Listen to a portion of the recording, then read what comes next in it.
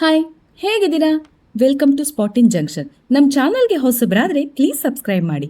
ಇವತ್ತು BV ನಂದಿನಿ ರೆಡ್ಡಿ ಅವರ ಡೈರೆಕ್ಷನಲ್ಲಿ ಬಂದಿರೋ ಮಾ ಇಂಟಿ ಬಂಗಾರಂ ಅನ್ನೋ ಮೂವಿ ಬಗ್ಗೆ ಮಾತಾಡೋಣ. ಇದೊಂದು Telugu action comedy movie. Samantha ರುದ್ರಪು, ದಿಗಂತ್ ಮೇನ್ ರೋಲಲ್ಲಿ ಕಾಣಿಸಿಕೊಂಡಿದ್ದಾರೆ. ಇನ್ನು ಕತೆಗೆ ಬರಬೇಕಂದ್ರೆ ಕಥಾನಾಯಕಿ ಸ್ವರ್ಣ. ಆಕೆ ಅನಾಥೆ. ಹಾಗೆ ಒಂದು ಸಂಪ್ರದಾಯಸ್ಥ ಕುಟುಂಬಕ್ಕೆ ಸೊಸೆಯಾಗಿ ಬಂದಿರ್ತಾಳೆ. ಸಾಧಾರಣವಾಗಿ ಕಾಣಿಸೋ ಈಕೆಗೆ ಒಂದು ಪಾಸ್ಟ್ ಇರುತ್ತೆ. ಆಕೆ ತನ್ನ ಕುಟುಂಬದ ಎಲ್ಲರ ಪ್ರೀತಿ ಗಳಿಸಬೇಕು ಹಾಗೂ ಎಲ್ಲರ ಜೊತೆ ಹೊಂದಿಕೊಂಡು ಹೋಗೋ ಪ್ರಯತ್ನ ಮಾಡ್ತಿರ್ತಾಳೆ. ಆದರೆ ಆಗ ಅವಳ ಹಳೆ ಜೀವನದಿಂದ ಕರ್ಣ ಅನ್ನೋ ಸಮಸ್ಯೆ ಅವಳು ಮುಂದೆ ಬರುತ್ತೆ.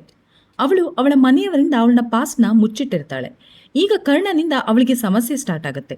ಮನೆಯಲ್ಲಿ ವಿಷಯ ಹೇಳಕ್ಕಾಗದೆ ಕರ್ಣನಿಂದ ಮನೆಯವರನ್ನ ಕಾಪಾಡೋಕೆ ಒದ್ದಾಡ್ತಾ ಇರ್ತಾಳೆ. ಅಂದ್ಹಾಗೆ ಈ ಕರ್ಣ ಯಾರು? ಸ್ವರ್ಣ ಪಾಸ್ಟ್ ಏನು?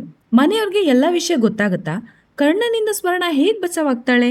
ಮನೆಯವ್ರನ್ನ ಹೇಗೆ ಕಾಪಾಡ್ತಾಳೆ ಅಂತ ಗೊತ್ತಾಗಬೇಕಾದ್ರೆ ಮೂವಿನ ಮಿಸ್ ಮಾಡದೆ ನೋಡಿ. ಇಡೀ ಸಿನಿಮಾ ಸಮಂತಾ ಮೇಲೆ ನಿಂತಿದೆ ಅಂದರೆ ತಪ್ಪಾಗಲ್ಲ. ಇದನ್ನು ಸಮಂತಾ ಅವರು ಕೂಡ ಅದ್ಭುತವಾಗಿ ನಿಭಾಯಿಸಿದ್ದಾರೆ.